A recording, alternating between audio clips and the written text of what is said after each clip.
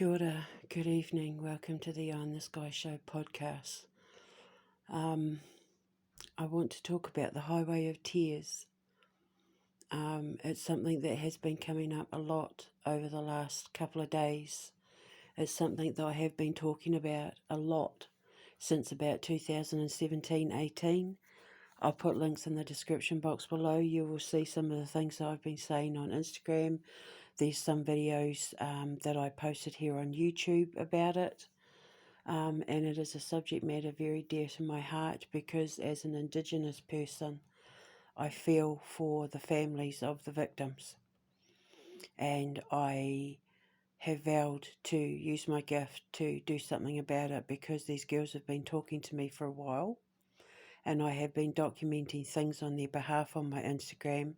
You'll see the links in the description box below.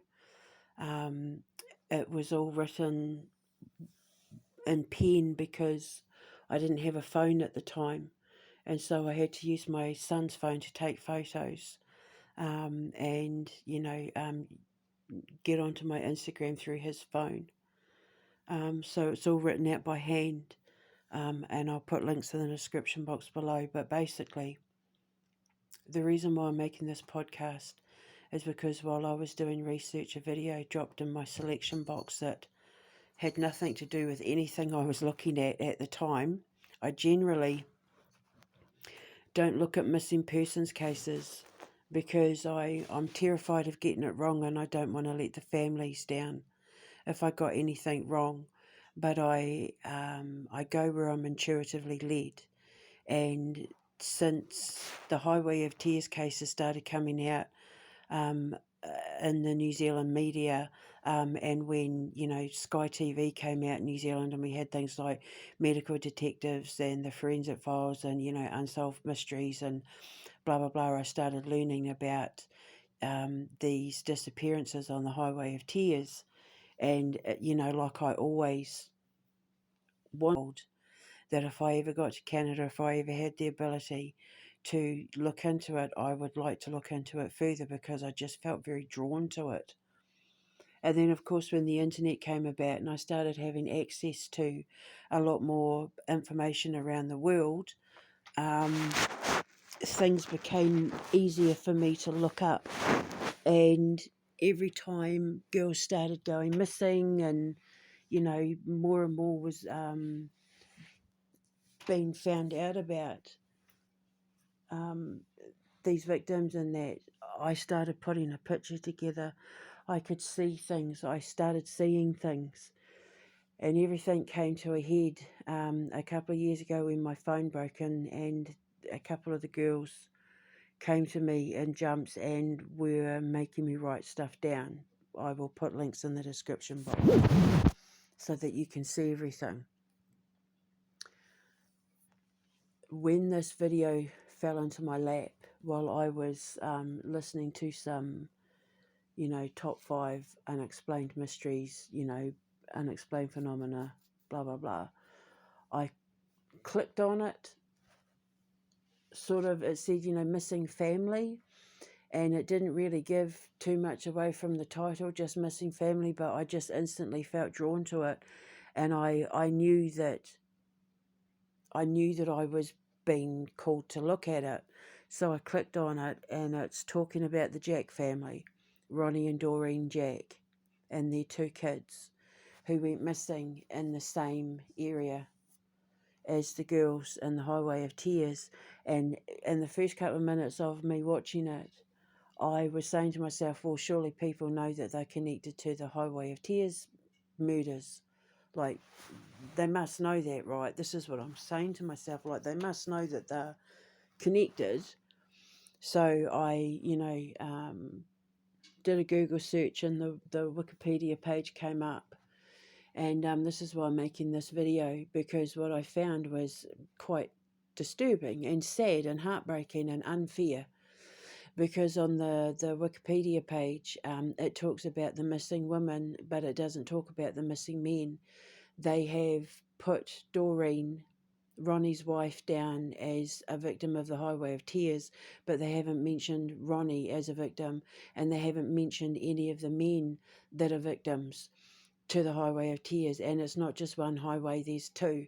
And it's not just Canada, it's America as well. There is a vein, a main vein, where they take these victims and their bodies, and and there's more than one killer. It's not just one killer, there's like a group of them. And why are the men not being named? Like, do the men not matter because they're men, or because they're Indigenous men? Like, how is that fair? The girls are recognising, are wanting me to make sure that people recognise that they weren't the only victims.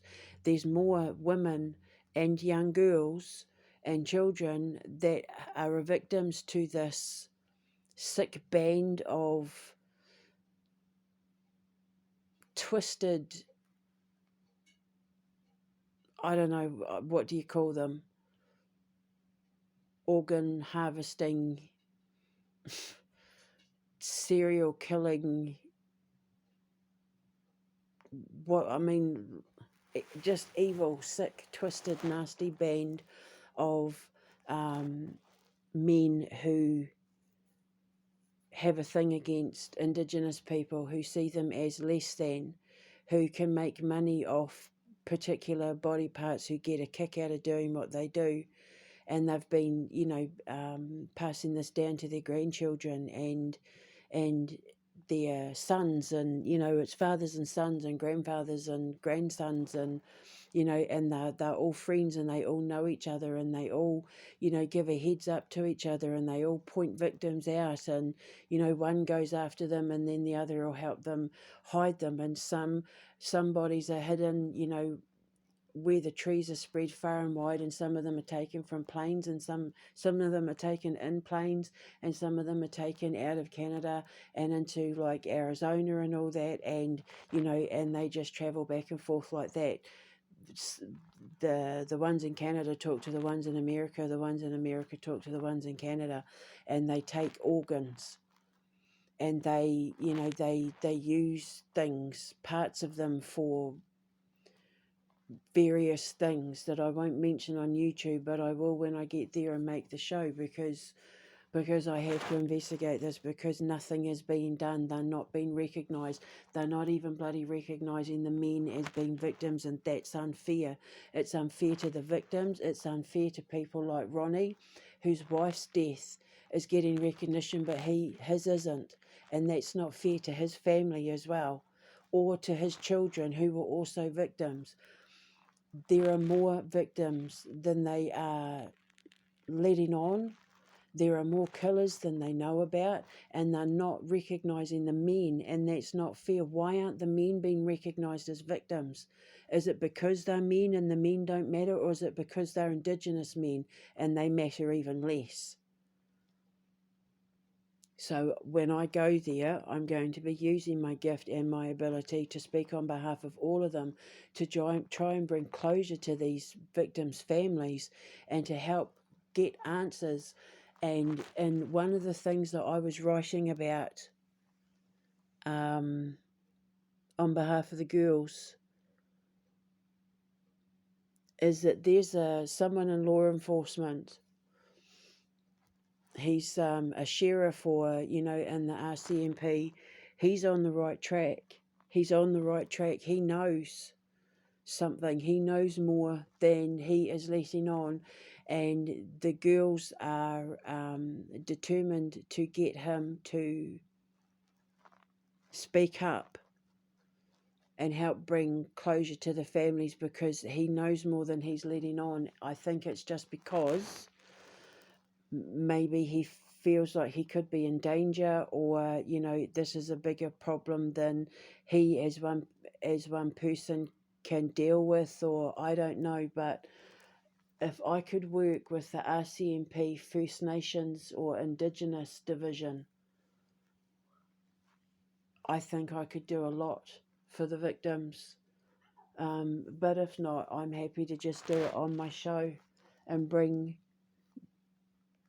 the voices out for the victims, the men, the women and the children, on both highways along that whole stretch, because this goes beyond the 1980s.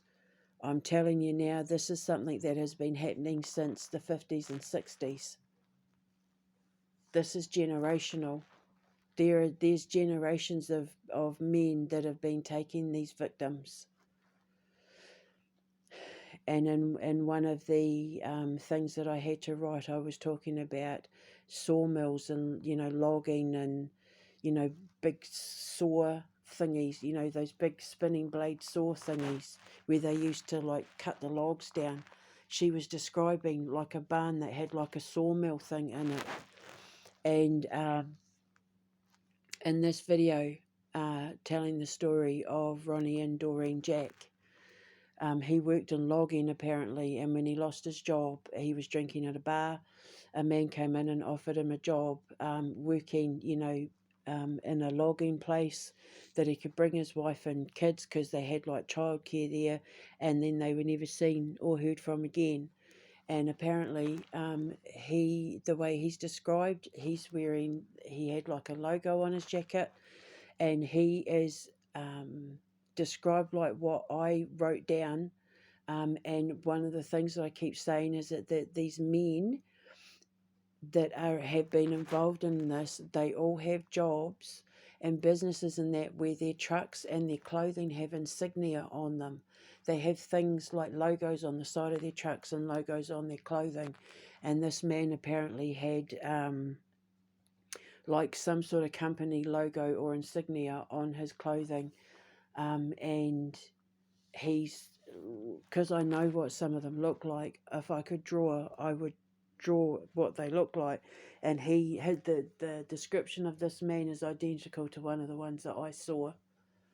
And I have to do my bit, as an Indigenous woman. I think that my ancestors gave me a gift and kicked me out of Aotearoa so that I could follow the Trail of Tears to the First Nations people of North America so that I could lend my services on behalf of my people, the Ngāti Raukawa tribe, the great chieftain Te Raupraha, and my granny, Unaiki and Ngā Wehinga. They gave me an ability and a willingness and a mind to be able to do something on behalf of my ancestors to help the families of the ancestors of the First Nations people who are being plucked off the street, plucked off the roads and out of their homes and off the streets and out of schools and out of buildings. For some reason I was just about to say out of hospitals. So some of them must have been going missing from hospitals. And never been heard from again, but I've been given a flute to play. And play it I shall, because if I can give any of them a voice and bring their families closure, then I'm going to do it. And one of the things that I talk about on my Instagram is one of the girls in this case, Miss Immaculate Basil. I had discussed it with my boys when I found out about her story and how she'd loved children her whole life, and she said that she wanted to have a foster home and she was going to take in all the children. So I said to the boys that when I am blessed to be able to build the Dragonarium, I would like to contact Immaculate Basil's family to ask their permission to dedicate the children's home in her honour, in her memory, and we'll have like a little memorial corner for her in the Dragonarium. And then I can fulfil her wish for her and take in the Indigenous children and unaccompanied border children and give them a safe space that she wanted to give them. Obviously with permission from her family. I did a write-up about it on my Instagram.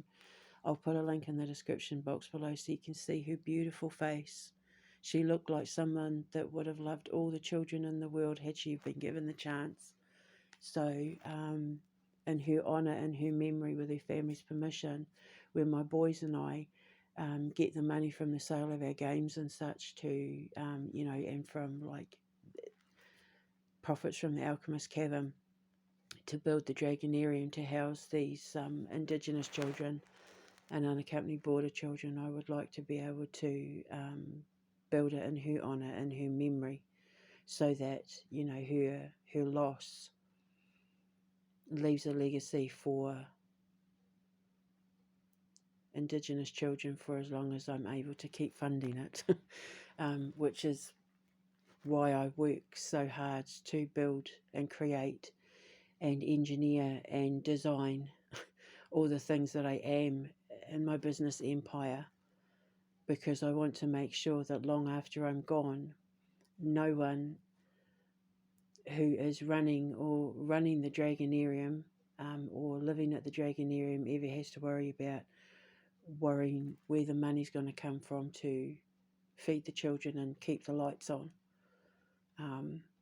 because I'm only going to take what I need to set me up so that I can have my dream home, have my little animal sanctuary, taking in stray cows and horses and things like that. And I just want to travel and set my boys up, and then I'm happy to give the rest away, so that the children who come and go at the Dragonarium never ever have to worry about going hungry or not being able to afford shoes or all the things that I've had to struggle doing for my children and myself, because, being a victim of domestic violence and domestic neglect and abuse, my violence was, it wasn't physical violence, it was emotional and mental and sexual aggression, sexual assault. I was forced to walk around with rags, and my boys with holes in their clothes and pajamas, like they had no clothes, they had to wear pajamas, and I had no income. Every aspect of my life was controlled, and I even had to walk around with no pants on, like I just t-shirts and underwear and that for nearly 3 months. I couldn't leave the house or anything. Not that I was ever allowed to leave the house, but I'm determined to make sure that the children at the Dragonarium, not just my children, once we leave here will never have to want for anything again, but the children at the Dragonarium over the generations to come will never get hand-me-downs. They will never have holes in their shoes. They will never go to bed hungry.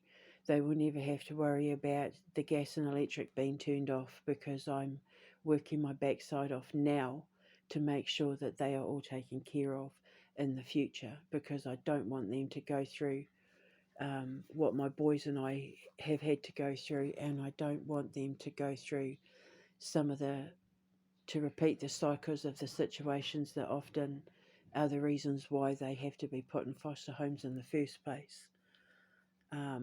But I'm going to employ all Indigenous staff and den mothers and den fathers and all that, who will encourage the children to keep their languages and their practices and their culture and their faith alive, as well as, giving them homeschooling education and all the love and attention and care that they need. And I'm going to do that in Immaculate Basil's name, if her parents agree, if her family agrees. So anyway, I'll put links in the description box below. I had to make this podcast because it was just so unfair that Ronnie doesn't get a mention in any of this, that none of the men who have gone missing get a mention in this, that the children that are going missing don't get a mention in any of this. It's not fair. It's inexcusable. There's either a cover-up or nobody cares, and that's unacceptable to me. So I'm going to do what I was put here to do, and, on behalf of my people, the Ngāti Raukawa tribe, I'm going to go to Canada and I'm going to investigate those highways. I keep saying that highway, those highways, and I will do what I do and see what I see and say what I see, and hopefully we can bring some closure and, get this investigation further along than what it is now, because it doesn't seem to be going anywhere at this point. So, I have to do something. So I'll put the links in the description box below. I'm going to have a cup of tea. I have been knocking my pan in all day and I'm absolutely exhausted. So I'm going to put my feet up now and have a cup of tea and have a snuggle with my beautiful boys. And I will see you later. Good night, sweet dreams. Ka kite anō. Mwah.